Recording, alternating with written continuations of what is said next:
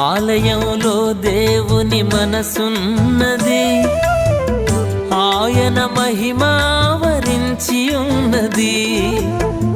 ఆరాధించుటకు కూడుకున్న వారికి యేసయ్య మనసులో చోటున్నది. ఆరాధించుటకు కూడుకున్న వారికి యేసయ్య మనసులో చోటున్నది. ఆలయంలో దేవుని మనసున్నది, ఆయన మహిమావరించి ఉన్నది.